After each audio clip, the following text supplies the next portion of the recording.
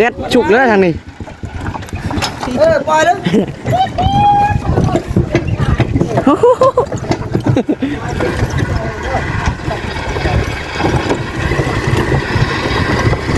ไหลไปเลย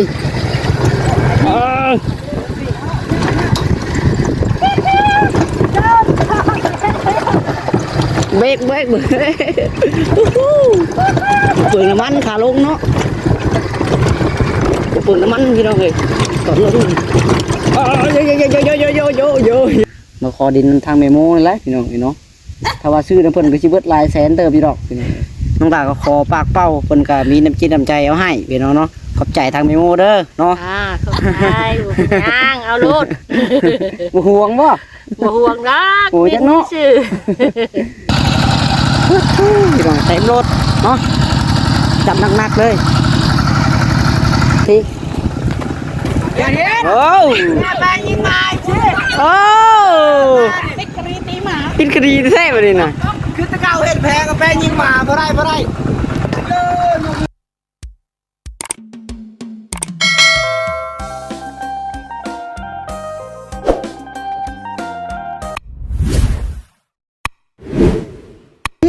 อ๋อทางนั้นเช็ดไปเลยบาทนี่บ่ได้ติดรถเอ้าเอาไปสิได้ล้มน้ำร้านแล้วค่ะบุมีนั่นจับมันละยินบ่สิได้ไล่กันมาฮอกันเลยวันต่วนเลยประหยัดน้ำมันได้ดิประหยัดน้ำมันเนาะเดี๋ยวลงก็แม่นั่นมันหลังบ่ต้องติดอีกว่าไล่ลดลงค่อยเด้เนาะจะได้ก็ได้พี่น้องมาพอกัน EP 2เนาะทักทายสบายดีมีแม่ FC เบิดสู่คนพี่น้องเอ้ยเนาะมาพบกันคือเก่าพี่น้องเอ้ยตีผู้เฒ่าเลยวันนี้จะหาน้ำบ่ดอกทีแรกเขาตีผู้เฒ่าอยู่บ้านนั่นกันอย่างใช้กวดเฉพาะมันเต็มไว้ใช่กวดเห็นมันเฮาเนี่ยจับหมอนใส่กวดมันแรกมันเช็ดรอยถือตีผู้เฒ่าแรกหมางมันรุดเลยเฮ้ยเฮาอะไรจิ๊กเกี่ยวนี่ตามรถเต็มเฮามาล้าอยู่เอาสามรถเฮามึงมารถกาแฟได้แต่ยิกเดียวเนาะกระชามดำนั่นก็มาเต็มมาอยู่เดี๋ยวยกนี่ออกแล้วทำนั่นส่วนนี้เต็มไว้บ่นี่มันขาดมันแล้วมันได้หาหมอกได้ไปอะไรกันเลยออกได้ผักเลยได้เป็นโต๊ะเลยได้บ่ออกได้จะต้องบอกเรื่องของมันเลยตามของบุญนี่ตามของบุญก็ตั้งเอามาใส่ห้องนี่ครับเต็มไว้กับห้องกระนังก้นตักนี่แหละ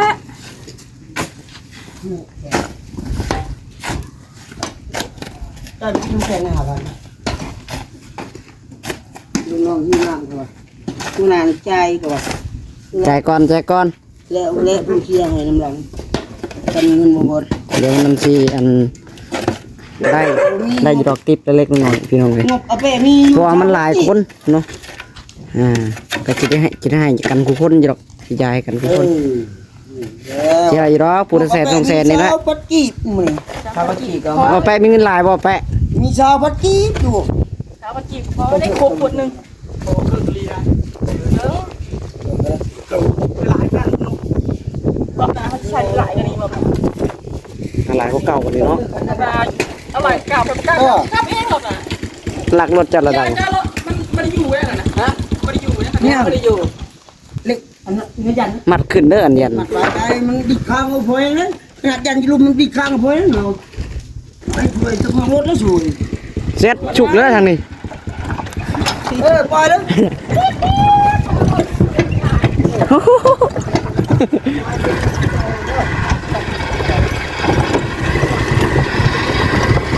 ไหลไปเลย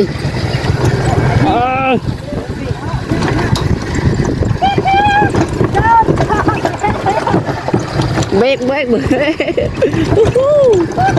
ปลืองน้ำมันขาลงเนาะเปลืองน้ำมันพี่น้องเลยก่อนลงโย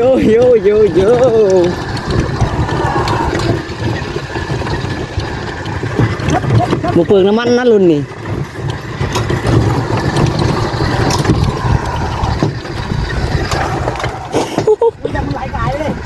กายโค้งแล้วเนาะลูกแม่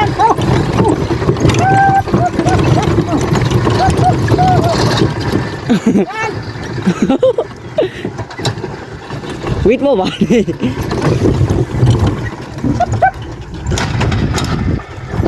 ชุกชุกเอาอุ้ยแล้วอ่ะดิเจ๊ข้าไม่อ๋อชุกก่อนเลยอ่ะเนี่ย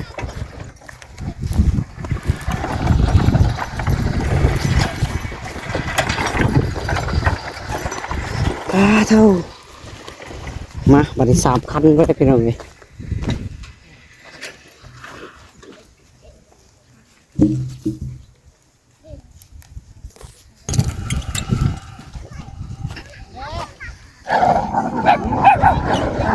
เอา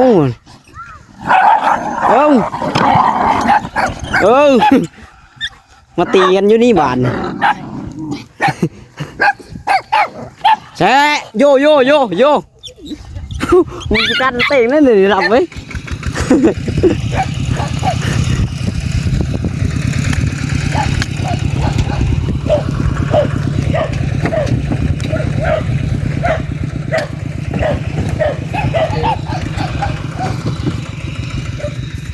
ใส่ได้พี่น้องไปโม่ไปได้ ถ่ายกันทางก็เขียนอันเร็วดิ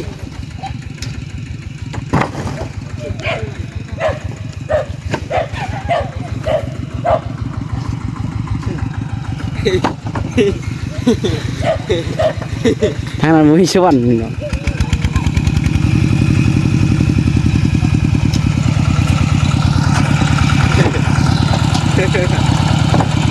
หัวยังจอย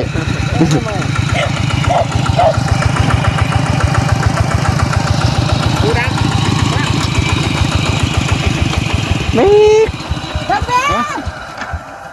ปูลงนะปูไม่ดำ เอาก่อนนะเอาก่อนละมือก่อนเขาได้เจ็บชวด2 ดวงนึงอ่ะ เสร็จจุบจับ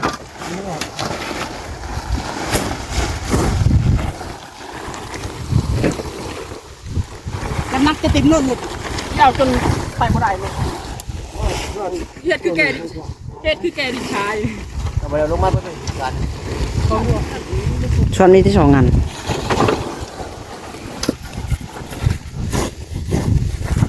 เดี๋ยวเอาฉากก่อนเดี๋ยวเอามือก่อนดิไอ้ก่อนฉากก่อนฮะคือเจ้าน่ะผู้เฒ่าต้องใจเย็นๆเอ็ดไหลเจ็บแอวคือเราบ่ได้ลูกเอาเจ็บก่อนเลย ผัดเก็บตัวเป็ดก้อนใส่ก้อนเนาะ เจ็บไปก่อนเราส่วนแล้วเราเจ็บเต็มน่ะใจอยู่เต็มเข้ากัน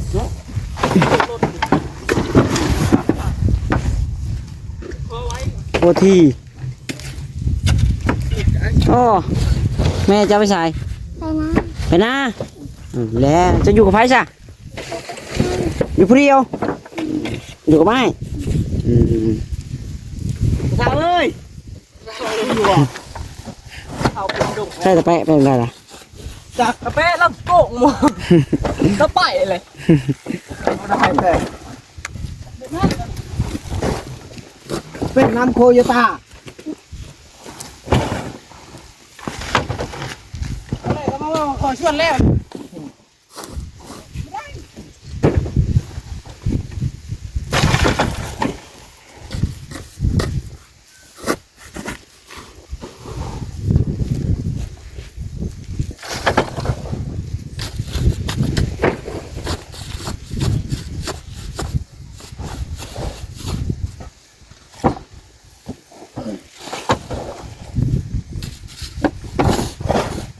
โยก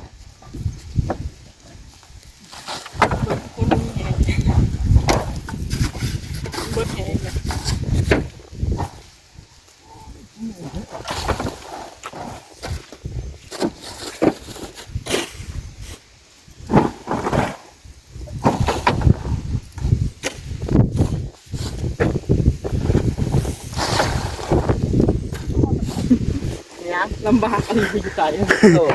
โหงอกวันเนาะไปสิแล้วจอยเห็ดมันกุ้งไป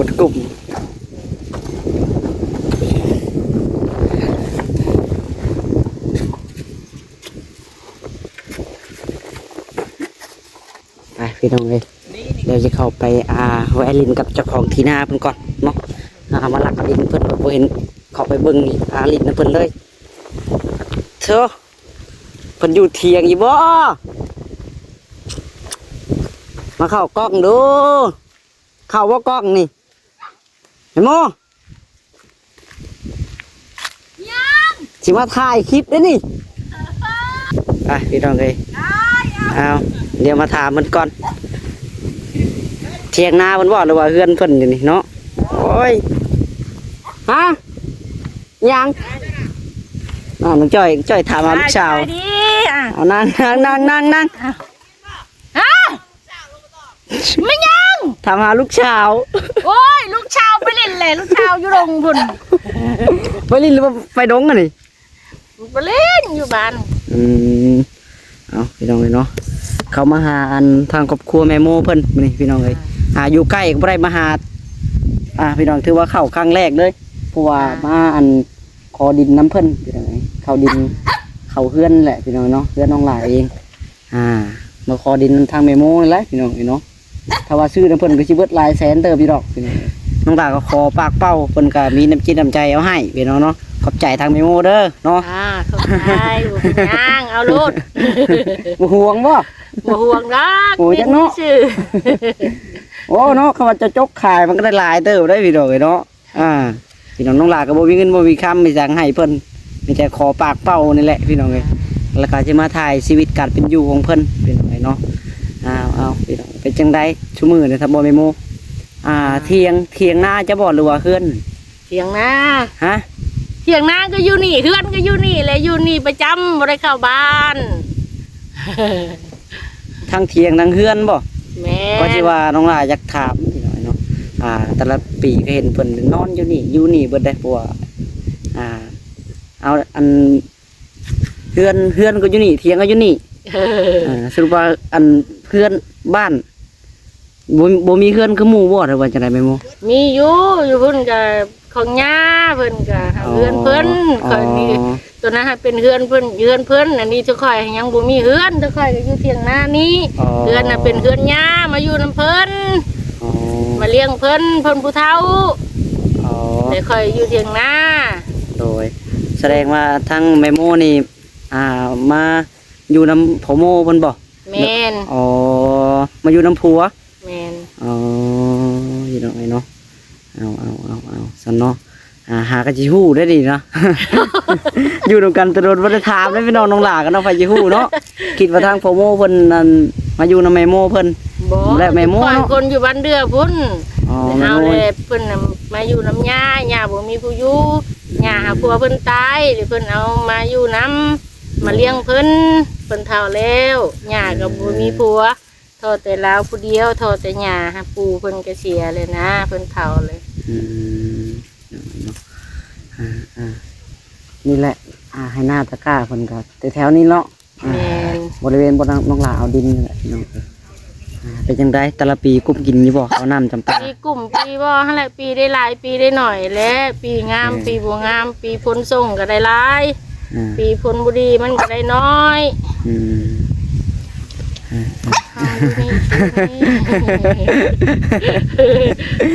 มาจากชื่อดิเนาะพี่น้องเนาะเข้ามาหาครอบครัวทางแม่โมเพิ่นพี่น้องเอ้ยใช้พ่อโมไปจังได๋ซะเพิ่นไปดงเพิ่นไปหารับจ้างขวัดมันเพิ่นเนาะอย่าว่าเลยนะลูกชายอะไรมันจะไปทำงานแหละสิลงไปไทยบ่ก็ว่าดีว่าบัตรเพิ่นออกเลยเพิ่นยังหางานอยู่งั้นบัตรออกยังบ่ได้ไปเอามาไว้เอาบัตรเลยสิให้เพิ่นไปหาเฮ็ดงานมันบ่มีเงินบ่มีคำให้ไปหาเลยออกเรียนแล้วบ่ก็ว่าจะไปนี่เคยลงจบม.4 เด้จบม.4 ล่ะจบม.4 เดี๋ยวบ่มีเงินให้มันต่อบัดนี้ออกไปหางานเนาะไปหาเฮ็ดงานคือน้องหลาคือกันจบม.4 คือกันนี่ก็ได้มันบ่มีเงินบ่มีคำจบม.4 แล้วก็หยุดออกมาหาเฮ็ดงานสิล่ะส่งไปก็บ่มีเงินส่งมันเรียนก็แพงเช่งว่างม.จบม.4 เนี่ยก็จังเท่าไรแสนโอ้ยเข้าอีกค่าเทอมก็แพงบ่มีเงินให้มันออกก่อนออกแล้วเฮ็ดบัตรให้มันสิไปเฮ็ดงานพี่น้องเนาะบ่ บัตรออกแล้วยังบ่พอไปเพิ่นไปขายเครื่องอยู่งานทัดก่อน โอ้โห ไป เอา ขาย พี่น้อยเนาะลืมถามได้เนาะเป็นจังได๋ทางครอบครัวอันแม่โมเนี่ยอันพ่อโมกับแม่โมนี่อยู่กันจักคนพ่อโมเนาะแม่โม เอ้าลูกก็3 5 6คนรวมหมด 6 คน อ่า พี่น้อยเนาะเพราะว่าอันนี้ก็เป็นเฮือนของเพิ่นพี่น้อยเนาะบ่ทั้งหน้าทั้งเฮือนก็อยู่นี่แหละเนาะคือแล้วว่าแหละเนาะจังไดเนาะมันบ่มีคือหมู่เนาะลูกก็ยังน้อยอยู่มันหลายคนแน่ หน่วย งานกันก็บ่มีเฮ็ด ก็เฮ็ด หาเงิน บ่ ก็ แม่น พอ ว่าบ่ จะได้ มีเฮ็ด ใช้ เนาะ มันพอได้ใช้นี่นะมันได้บ่หลายคือ ก็ ว่า ไปอยู่ดอกเวียกงานกันเนาะ ให้ลูกใหญ่พุ่นแหละ แบบ เวียกงานก็เฮ็ดอยู่แบบนี้ไปหารับจ้างรับหยังน้ำหมู่ได้เทื่อเล็กเทื่อน้อยพอได้ใช้ไปในครอบครัวนี่แหละ ก็ได้ซื้อพริกเป็นนัวเนาะ อ่า เท่าทางพ่อโมเพิ่นไปลกมันบ่ แม่ ไปย่างอยู่สวน ไปก้นมันรับจ้างก้นมันเขา รับจ้างกดมันเขา รับจ้างเป็นวันบ่ มัตะปูเด้ขวดแล้วก็แบ่งครึ่ง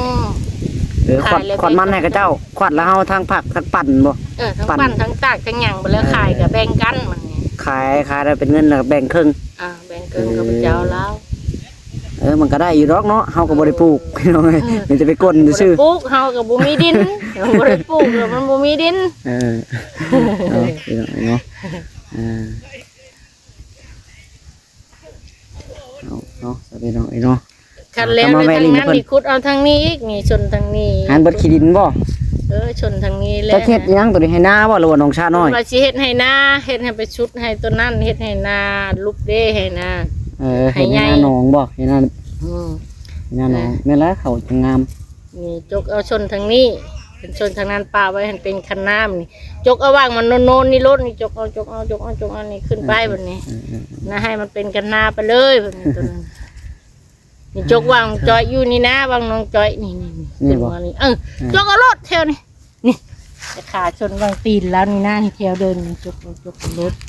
จนนะฮะมันลุกเลยให้เขาขึ้นมาเอาทางนี้แบบนี้วางเขาเคยชงฮะมันลุกแล้วให้เราขึ้นมาเอาวางนี้จกเอาในนี่บนเดินนี่ก็ได้จกขึ้นรถทางนี้ยันตัวนั้นปะให้เป็นคณะตัวนั้น โดยข้างบุญบ่บ่ให้เจ้ายุดไหมข้างบุญน่ะเขาบอกบ่จกบ่ชม ป้าไว้เป็นคณะนี่จกขึ้นมาทั้งนี่ทั้งนี่บัดนี้ คันหน้าแล้วตัวนั้นน่ะที่มาจกทั้งนี่ จกเอาทางข้างใจนี่นะบัดนี้ขึ้นมาบัดนี้ ก็แล้วหมู่แล้วคุณคณะก่อยเนาะ รถไถไฟเนี่ยคือ3 คันน้องล่ะ รถไถตะร้องอันนี้ก็รถไถน้องจ้อยแล้วก็รถไถน้องหล่าคันนึง ไฟสิครับนี่คือสีพาน อันบ่อันเป็นน้าบ่าวผัวนั่นเด้ผัวน้าสาวน้าสาวว่าป้าผางเด้สาวแม่ผางเด้แม่ผางนะยังทันได้ขอได้แต่งดอกนั่นก็ได้ มาอยู่นำกันก่อนพี่น้องหากะมานี่แหละหากะคบกันได้ปีนี่แหละเนาะเพราะว่าทางน้าสาวทางนั้นก็น่าอะไรพี่น้องพัวก็คือว่าอะไรพัวก็อันแบบเลยไปเลยนะเลยปะห้างกันเอาไม่บัดนี่ เอาจะได้กันได้จักรถเลย ได้รถเดียวนะรถเดียว2 รถหากะมาเมื่อกี้นี่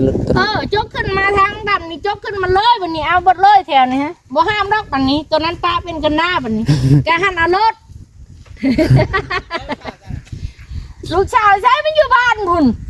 โอ้ยถามหาแต่มันบ่เห็นไปน้ำมัน คือชื่อนะน้องจ้อยนะ เมื่อนำเม็ดยัง เอาพี่น้องขอบใจทางแม่โมเนาะที่ให้คำสัมภาษณ์พี่น้องเลยขอบใจเด้อที่ให้อันพี่น้องเลยเนาะคนมีน้ำใจให้ดินน้องหล่าพี่น้องเลยจังได๋ก็อยู่ดีมีแห้งเบิดสุขคนสบายดีแม่โม สบายดีไปอยู่ดีมีแห้งจกเอารถชนทางนี้ ได้ช้างกินมื้อนี่ ได้ยังมกปลา ใครไปหาปลาซื้อโอ้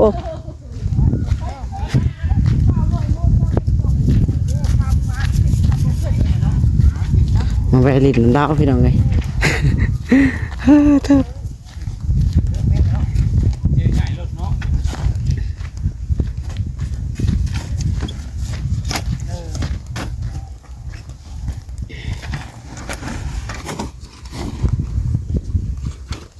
ยังจ่อยเต็มแล้วยังบ่ เจ๊ยังจ้อยนะ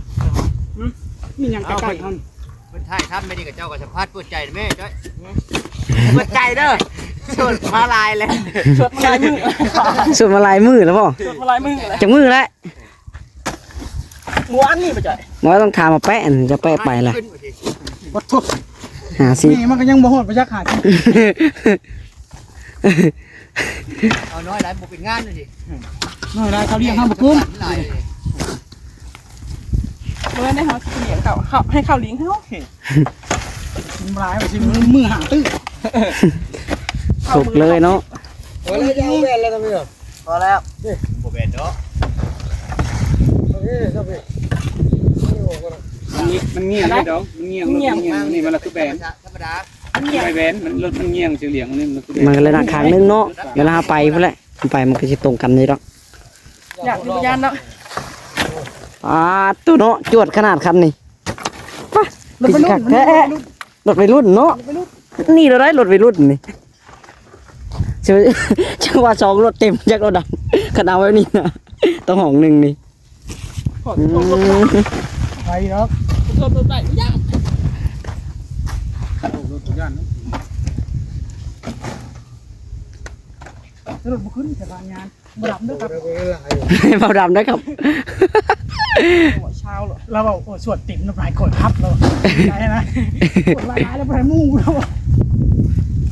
ใช้แปะครับรอบเดียวบุหอดจับไปเลยอ้าวบุมาไก่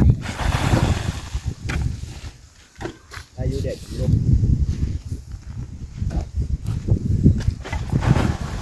เจ็บก็ใจ มาแล้ว ว่าอะไร ไปยาวเอา เฮ็ดเวียก ตัด ยังคันนี่ผันเนาะ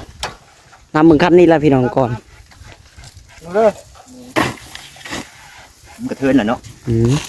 น้ำเต็มใช่ คันนี้ก็โบปานใดได้คันนี้โบเวอร์จำคันไหนคันนี้มันเก่าๆแล้ว อย่ามันฮัก พวกมันแหละสำคัญกันเลย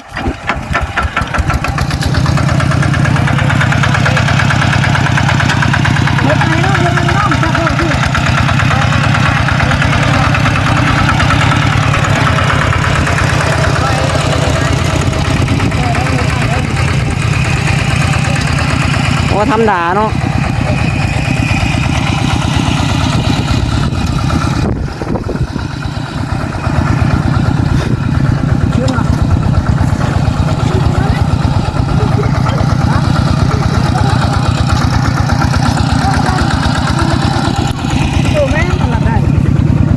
โอ้ที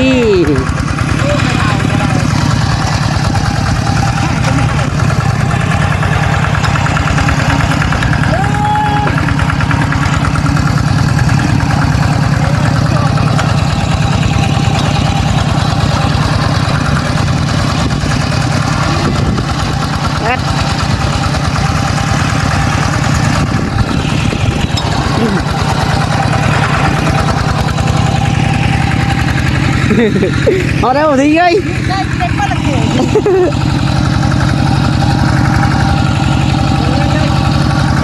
เร่งมันขึ้นจะดำไหมเร่งรถมันไม่ได้ขึ้นอะไรนะเอ็ด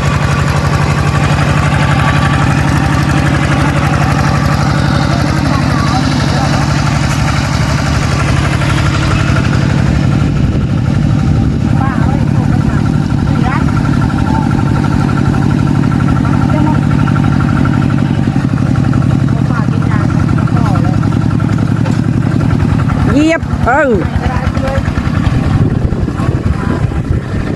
ไปตายนี่เท้าไปดูนี่เนาะ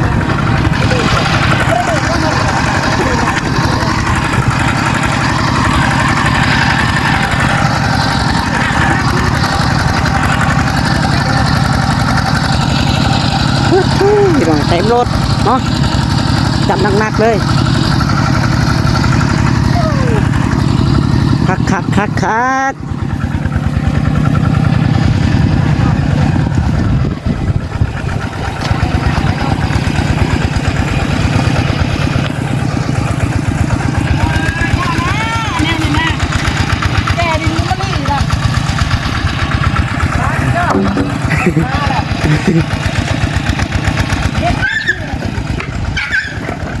มันยังมาน่ะผมย่านใช่ไหม แพ้แปะไปเลยนี่งูนี่มาเด้ตั้งชีวิต เอาไปโอที เดี๋ยวนี้ โอ้ แม่ไปยิงมาเช่ โอ้ ติ๊กกระดีตีหมา กินคดีแท้ไปเลยน่ะ คือตะเกาเห็ดแพ้กับแป้ยิงหมาบ่ได้หมาเขาตายเมื่อนั้นก็แม่มาจักหมาเขาตาบอดน่ะเอาอีกมาเนี่ยเลยแม่บอกงานอยู่แล้วนี่ ปั่นเนาดำเลยปั่นเนา เขาตาบอดแป้ยิงมา เอาแปะเป็นโทษ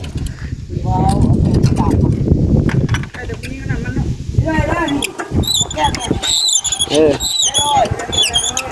ไปแล้วนี่ ได้ปั่นนี่เกิดคุ้งกูได้ลายสำนีกัน ลูกเบาไหลว่า ไปใส่ มีแล้วนะน้ำแข็งกันจ้ะ ไปคือพี่น้องโอเคสำหรับคลิปนี้กันเนาะขอตัวไปก่อนพี่น้องเลยจังใดกันดีมีแห้งเประสุขทุกคนเนาะถ้าว่าคำว่าคำจาคำใดผิดพลาดหรือว่าบ่งามพี่น้องเลยขอโทษขออภัยแม่ๆ FC เบิร์ดสุขทุกคนนะพี่น้องเด้อ